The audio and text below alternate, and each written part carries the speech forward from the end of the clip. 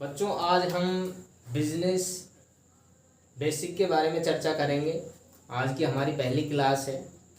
आशा करता हूँ कि आप मेरे साथ सारी प्रॉब्लम शेयर करेंगे। आपको जो भी प्रॉब्लम हो आप इस चैनल के कमेंट बॉक्स में ज़रूर लिख के बता दें और आपकी जो प्रॉब्लम है उसका सॉल्यूशन होगा, या आप मेरे से पर्सनल संपर्क भी कर सकते हैं। तो आज हम पढ़ेंगे बिजनेस के बारे में। बिजनेस क्या होता है? सबसे पहले मैं आपको बता देता हूं बच्चों, आपको ये भी पता होना चाहिए कि बिजनेस करता कौन है। बिजनेस कौन करता है? मानव ही बिजनेस करता है। तो सबसे पहले हमें जानना होगा कि मानवीय क्रिया क्या होती है। मानवीय क्रिया सिंपल शब्दों में बता देता हूं कि मानव द्वारा की जाने वाली समस्त क्रियाएं मानवीय क्रियाएं कहलाती हैं। वो जो भी क्रियाएं करता है, चाहे वो आर्थिक क्रिया हो, अनार्थिक क्रिया हो, अर्थात या तो वो पैसा कमाने के लिए करता हो या फिर वैसे सामाजिक सेवा के लिए करता हो, वो सभी क्रियाएं मानवीय क्रियाएं कहलाती हैं। मानवीय क्रियाओं को दो भागों में बांटा जाता है। पहली क्रिया होती है आर्थिक क्रिया, जिसको इकोनॉमिकल वर्क भी बोल सकते हैं। दूसरी होती है अनार्थिक क्रिया, ये होती है नॉन इकोनॉमिकल वर्क। आर्थिक क्रिया क्या होती है? वे समस्त क्रियाएं जो धन कमाने के उद्देश्य से की जाती हैं, अर्थात पैसा कमाने के लिए जो भी क्रियाएं की जाती हैं वो आर्थिक क्रियाएं कहलाती हैं। और अनार्थिक क्रियाएं क्या होती हैं? वे समस्त क्रियाएं जो धन कमाने के उद्देश्य से नहीं की जाती हैं बल्कि सेवा भावना के उद्देश्य से की जाती हैं। इसके एग्जाम्पल क्या हैं? यदि एक टीचर अपने स्वयं के बच्चों को पढ़ाता है, वो कोई फीस थोड़ी लेता है, वो अपने स्वयं के बच्चों को पढ़ा रहा है, तो वो कैसी क्रिया है? अनार्थिक क्रिया। दूसरा एग्जाम्पल इसका क्या है कि मान लीजिए आपके गांव में मंदिर बनाया जाता है और उस मंदिर को बनाने के लिए पैसा इकट्ठा किया जाता है। तो उसमें जो ग्रुप बनाया जाता है पैसा इकट्ठा करने के लिए, वो कोई तनख्वाह वगैरह थोड़ी लेते हैं। वो भी कैसा कार्य है? अनार्थिक, क्योंकि उसमें वो सेवा भावना के उद्देश्य से किया जा रहा है, ना कि पैसा कमाने के उद्देश्य से। अब आती है आर्थिक क्रिया की बात। आर्थिक क्रिया वे समस्त क्रियाएं जो धन कमाने के उद्देश्य से की जाती हैं, आर्थिक क्रियाएं कहलाती हैं। इसके एग्जाम्पल क्या क्या हैं? सबसे पहला आता है व्यवसाय अर्थात बिजनेस। सेकंड नंबर पे आता है व्यापार और थर्ड पे आता है पेशा। बिजनेस, ट्रेड एंड प्रोफेशन, ठीक है, ये आर्थिक क्रियाएं होती है। अब हमें व्यवसाय को समझना है। ये तो सबको पता है कि आर्थिक क्रिया क्या होती है। वे समस्त क्रियाएं जो धन कमाने के उद्देश्य से की जाती हैं, आर्थिक क्रियाएं कहलाती हैं। इसमें पहला पॉइंट है बिजनेस। बिजनेस को आर्थिक क्रिया क्यों कहा जाता है? क्योंकि इसमें एक बिजनेसमैन होता है, वो पैसा कमाने के लिए ही बिजनेस करता है। तो इसकी डेफिनेशन क्या हुई? व्यवसाय एक आर्थिक क्रिया है। इसमें एक व्यक्ति द्वारा धन कमाने के उद्देश्य से वस्तु एवं सेवाओं के क्रय विक्रय के साथ उनका उत्पादन करता है। अर्थात कहने का मतलब ये है कि वस्तु एवं सेवाओं के क्रय विक्रय के साथ उसका उत्पादन करना व्यवसाय कहलाता है। दूसरी बात आती है व्यापार की। व्यापार क्या होता है? वस्तु एवं सेवाओं का क्रय विक्रय। बच्चों, इस बात का ध्यान रखना कि बिजनेस और जो ट्रेड होता है इसमें अंतर यही होता है कि बिजनेस में तो वस्तु एवं सेवाओं के क्रय विक्रय के साथ उसका उत्पादन भी किया जाता है, और इसमें क्या होता है कि वस्तु एवं सेवाओं का केवल क्रय विक्रय किया जाता है। तो वो क्या कहलाता है? व्यापार कहलाता है। ये भी कैसी क्रिया है? आर्थिक क्रिया है। तीसरे नंबर पे पढ़ते हैं पेशा। पेशा क्या होता है? पेशा भी एक आर्थिक क्रिया है। इसकी डेफिनेशन को समझिए। पेशा एक आर्थिक क्रिया है। इसमें एक व्यक्ति द्वारा विशिष्ट ज्ञान प्राप्त करके, अर्थात विशेष ज्ञान प्राप्त करके लोगों की निष्पक्ष भाव से सेवा की जाती है। फॉर एग्जाम्पल, इसमें एग्जाम्पल क्या क्या आएंगे? जैसे वकील, सीए, ठीक है। अब एक बात बताइए, जो वकील होता है, डेफिनेशन के अकॉर्डिंग चलिए, पेशा एक आर्थिक क्रिया है। इसमें एक व्यक्ति द्वारा विशिष्ट ज्ञान प्राप्त करके वकील बनने के लिए क्या करना पड़ता है, वकालत की पढ़ाई करनी पड़ती है, वो विशेष ज्ञान है। विशेष ज्ञान प्राप्त करके लोगों की निष्पक्ष भाव से सेवा की जाती है। अब आप एक बात बताइए, क्या वकील कभी ये कहता है कि मैं पैसे वाले व्यक्ति का केस लड़ूंगा, जो गरीब है उसका केस नहीं लड़ूंगा? भाई वकील सबके लिए समान होता है, अर्थात वो पैसा कमाने के लिए कार्य तो करता है लेकिन सभी के लिए समान रूप से कार्य करता है, तो वो क्या कहलाता है, पेशा होता है। इसी तरह सीए होता है, जो चार्टेड अकाउंटेंट होता है वो भी इसी तरह कार्य करता है। इसी तरह डॉक्टर होता है, डॉक्टर भी कभी ये नहीं देखता कि ये व्यक्ति गरीब है या अमीर है, अर्थात वो निष्पक्ष भाव से लोगों की सेवा करता है। इसके बाद हम इसको अच्छे से पढ़ने की कोशिश करेंगे एक एक टॉपिक को। अब हम स्पेशल व्यापार के बारे में पढ़ेंगे कि ट्रेड क्या होता है।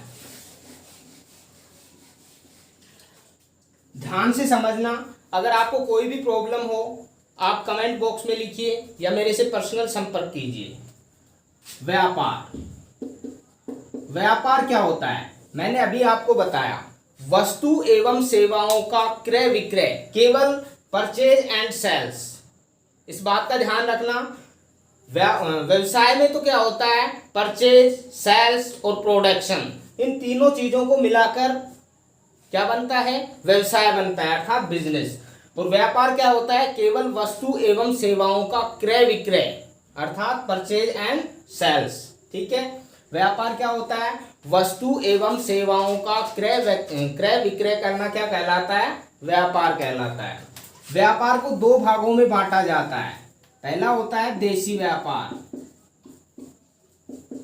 और दूसरा होता है विदेशी व्यापार। ध्यान से समझना, अगर आपको कहीं भी कोई प्रॉब्लम हो आप मेरे से डिस्कस कर सकते हैं।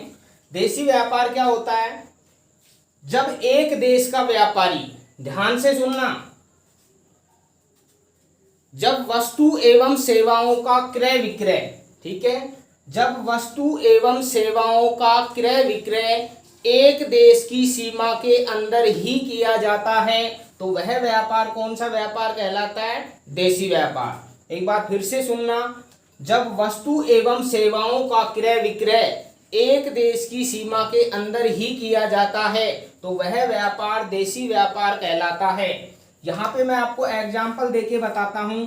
मान लीजिए किसी भी प्रोडक्ट का, मान लीजिए यहाँ पे पार्ले बिस्किट है, ठीक है, पार्ले बिस्किट, पार्ले बिस्किट का जो प्रोडक्शन है वो नीम राना में किया जाता है और नीम राना से उस बिस्किट को मुंबई में भेजा जाता है।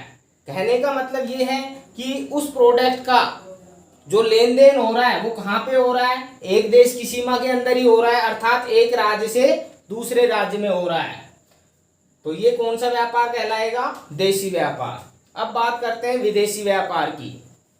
जब वस्तु एवं सेवाओं का क्रय विक्रय एक देश की सीमा से बाहर किया जाता है तो वो व्यापार कौन सा व्यापार कहलाता है, विदेशी व्यापार। इसके एग्जाम्पल क्या हैं, देखिए, पहले मैं आपको बता देता हूं। मान लीजिए भारत में किसी वस्तु का उत्पादन किया जाता है और फिर वो वस्तु मान लीजिए अमेरिका को भेजी जाती है तो वो व्यापार कौन सा व्यापार कहलाता है, विदेशी व्यापार। इसके कुछ पार्ट हैं। पहला पार्ट आता है आयात अर्थात इंपोर्ट, दूसरा आता है निर्यात एक्सपोर्ट और तीसरा आता है पुनर्निर्यात अर्थात री इंपोर्ट। ध्यान से सुनना, सबसे पहले आता है आयात व्यापार। आयात व्यापार क्या होता है, जब एक देश का व्यापारी किसी दूसरे देश के व्यापारी से माल का क्रय करता है अर्थात उस माल को खरीदता है तो वो व्यापार कौन सा व्यापार कहलाता है, आयात व्यापार। दूसरा आता है निर्यात व्यापार, जब एक देश का व्यापारी किसी दूसरे देश के व्यापारी को माल का विक्रय करता है अर्थात उस माल को बेचता है तो वो व्यापार कौन सा व्यापार, निर्यात व्यापार। इसके बाद आता है पुनर्निर्यात व्यापार, जब एक देश का व्यापारी किसी दूसरे देश के व्यापारी से माल का क्रय कर उसी माल को किसी तीसरे देश के व्यापारी को बेचता है तो वो व्यापार कौन सा? पुनर्निर्यात। अब मैं आपको इनको एग्जाम्पल देके समझा रहा हूं, ध्यान से समझना। जब एक देश का व्यापारी किसी दूसरे देश के व्यापारी से माल का क्रय करता है अर्थात उस माल को खरीदता है तो वो व्यापार कौन सा व्यापार? आयात व्यापार। फॉर एग्जाम्पल मान लीजिए भारत देश का व्यापारी अमेरिका देश के व्यापारी से माल का क्रय करता है तो वो व्यापार कौन सा व्यापार? आयात व्यापार। दूसरा है निर्यात व्यापार। जब एक देश का व्यापारी किसी दूसरे देश के व्यापारी से को माल का विक्रय करता है अर्थात बेचता है तो वो व्यापार कौन सा व्यापार? निर्यात व्यापार। एग्जाम्पल के लिए मान लीजिए भारत देश का व्यापारी अमेरिका देश के व्यापारी को माल बेचता है तो वो कौन सा व्यापार? निर्यात व्यापार।